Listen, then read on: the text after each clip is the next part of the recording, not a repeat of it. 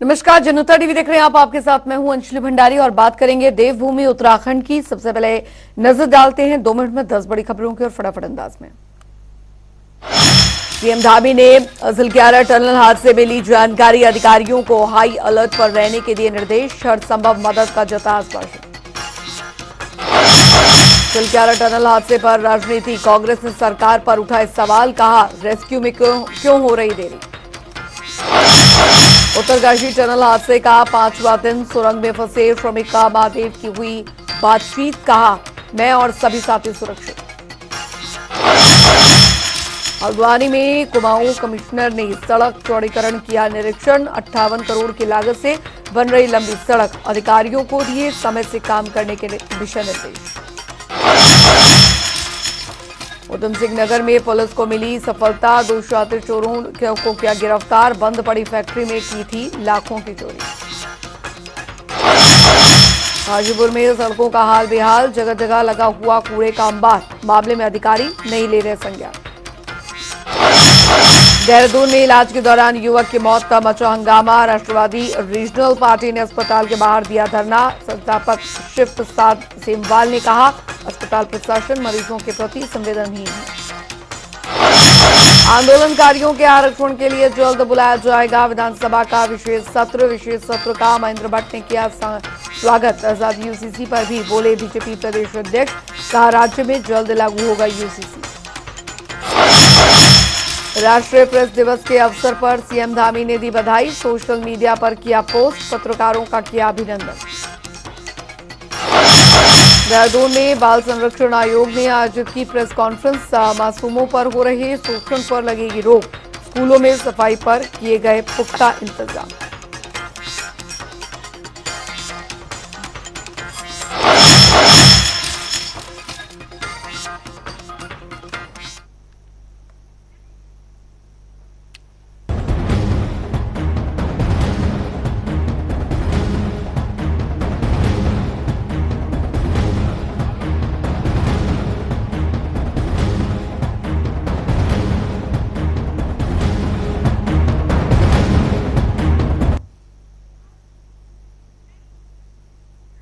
और चलिए बात करेंगे अब सुरंग में फंसी जिंदगियों के बारे में, क्योंकि मुख्यमंत्री पुष्कर सिंह धामी सिलक्यारा में चल रहे हैं रेस्क्यू ऑपरेशन पर लगातार निगरानी बनाए हुए हैं। मुख्यमंत्री धामी ने कमिश्नर गढ़वाल, आईजी गढ़वाल एवं राहत एवं बचाव में लगी एजेंसियों से सिलक्यारा में चल रही रेस्क्यू ऑपरेशन की जानकारी ली। सीएम धामी ने सचिवालय में बैठक लेते हुए अधिकारियों को निर्देश दिए कि रेस्क्यू कार्य में लगी सभी टेक्निकल एजेंसियों को हर संभव सहयोग दिया जाए। गढ़वाल कमिश्नर को मुख्यमंत्री ने निर्देश दिए कि रेस्क्यू कार्य में किसी भी प्रकार से विलंब न हो, मौके पर कार्य कर रही एजेंसियों को राज्य की तरफ से सभी आवश्यक सहयोग प्रदान किए जाए। इस दौरान अपर मुख्य सचिव राधा रतूड़ी सहित सूचना महानिदेशक बशीधर तिवारी भी मौजूद रहे।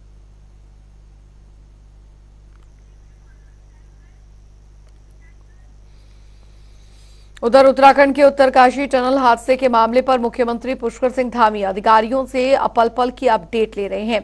इस दौरान सीएम धामी ने कहा कि सभी से लगातार संपर्क भी हो रहा है, खाना, ऑक्सीजन, पानी और सभी व्यवस्थाएं जो हैं उनके लिए वहां पर की जा रही हैं और सभी संपर्क में है और सभी सुरक्षित भी है। भारत सरकार के NHIDCL की ओर से ये काम किया जा रहा था और सुरंग का काम लगभग पूरा होने वाला था।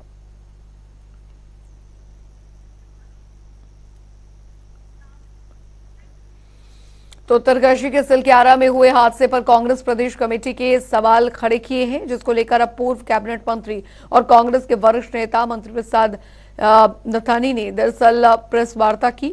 उन्होंने इस हादसे की वजह, टनल की गुणवत्ता और उसके जियोलॉजिकल सर्वे की रिपोर्ट की पारदर्शिता पर लगाए हैं। साथ ही उन्होंने राष्ट्रपति से टनल की उच्च स्तरीय जांच करने की भी मांग की है। बता दें कि प्रदेश कांग्रेस कमेटी ने उत्तरकाशी के हुए हादसे की समीक्षा के लिए मंत्री प्रसाद नथानी की अध्यक्षता में कमेटी का गठन किया था, जिन्होंने घटनास्थल के इंजीनियर और विशेषज्ञ से बातचीत कर स्थिति की समीक्षा की। जो कंपनी है MHIDCL, जिसकी बिड खुली है, वो कैपेबल नहीं है। अगर वो कैपेबल होती तो उसके सारे इंस्ट्रूमेंट होने चाहिए थे वहाँ। अब वो धीरे धीरे करके आज इसको टेस्ट करो, आज उसको टेस्ट करो। तो ये तो कोई हॉस्पिटल तो है नहीं कि पहले ब्लड जांच करो, उसके बाद फिर एक्सरे करो, फिर आपका जो MRI करो। वहां तो जिंदगियां फंसी पड़ी हैं। तो जो कंपनी है उसने जो काम वो उसको नवयुवा को दिया है, वो नवयुवा कंपनी कैपेबल है ही नहीं। और वहां पर काम जो किया गया वो थर्ड क्वालिटी का किया गया है। ये निश्चित तौर से सुरंग सुरक्षित नहीं है।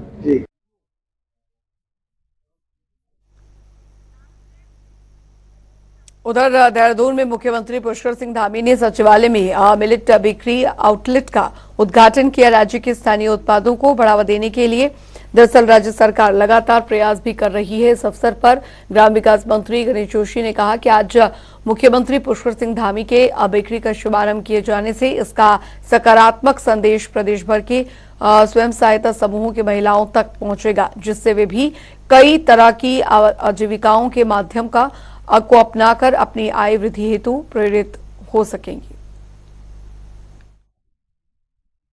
सबसे पहले तो मैं देश के प्रधानमंत्री नरेंद्र मोदी जी का आभार करता हूँ कि श्री अन्न को अंतर्राष्ट्रीय अगर पहचान मिली है तो मोदी जी की वजह से मिली है।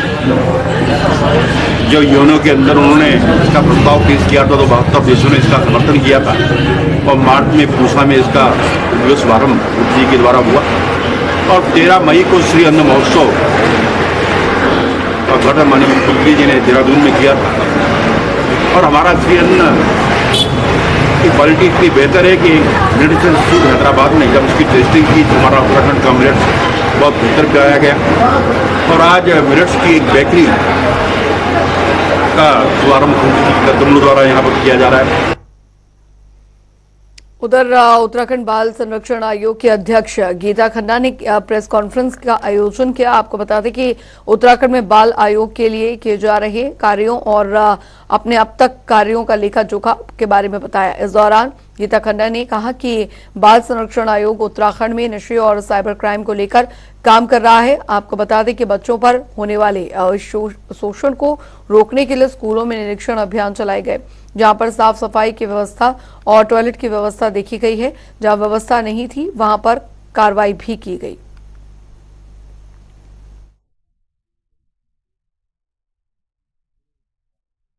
एक ऐतिहासिक निर्णय तो शायद मैं नहीं गिना सकती, पर जितनी भी शिकायतें हुई हैं उसमें आई थिंक हम 60% से ज्यादा 740 में से 392 का हम निस्तारण कर चुके हैं 9392 का।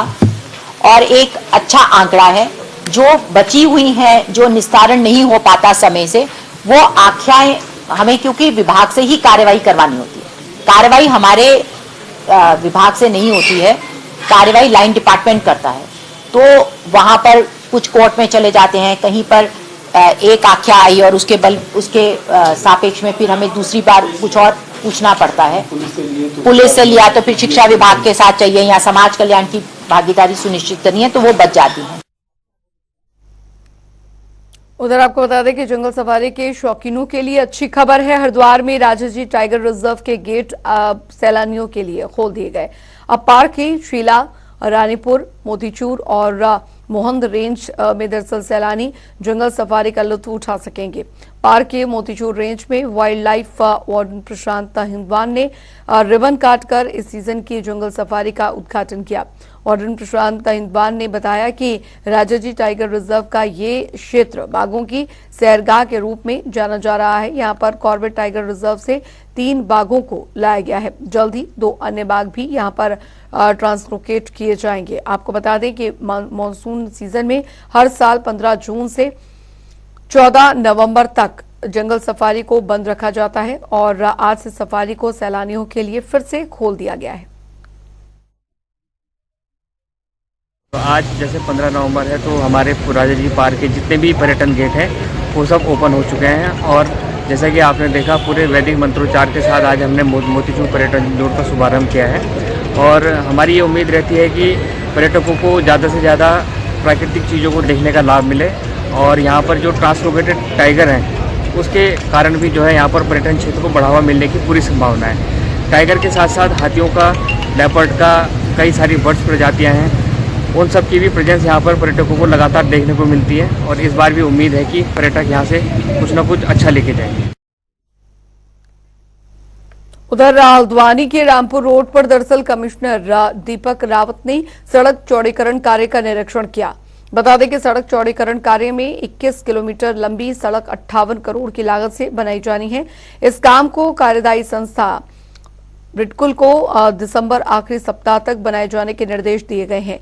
इस दौरान कमिश्नर दीपक रावत ने अधिकारियों को आवश्यक दिशा निर्देश देते हुए तय समय पर काम पूरा करने के लिए कहा है।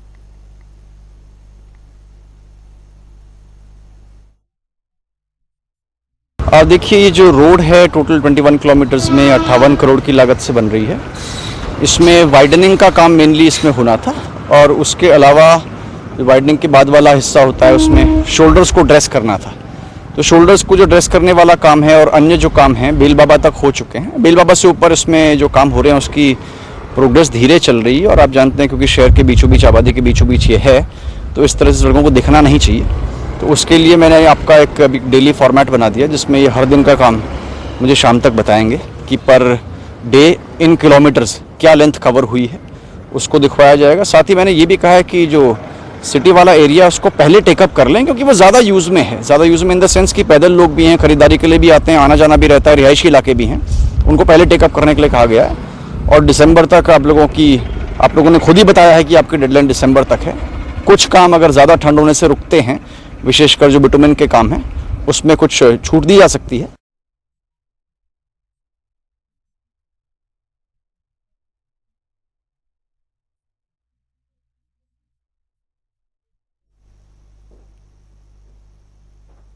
और चलिए फिलहाल वक्त एक छोटे से ब्रेक का हो चला है, फौरन लौट रहे हैं। ब्रेक के बाद स्वागत है, खबरों में आगे बढ़ेंगे। उधर प्रदेश के कृषि मंत्री गणेश जोशी ने आज सिसोन पहुंचे जहां पर उन्होंने जनजातीय गौरव दिवस अभियान के तहत विकसित भारत संकल्प यात्रा रथ को हरी झंडी दिखाकर रवाना किया। इस मौके पर उन्होंने कहा कि प्रधानमंत्री मोदी ने झारखंड से जनजातीय गौरव दिवस विकसित भारत संकल्प यात्रा का शुभारंभ किया है, जिसके तहत गांव-गांव में रथ के माध्यम से लोगों को विभिन्न योजनाओं की जानकारी दी जाएगी। यात्रा का उद्देश्य जन कल्याणकारी योजनाओं की संतृप्ति में तेजी लाना और साथ ही सभी पात्र लाभार्थियों को लाभ पहुंचाना है।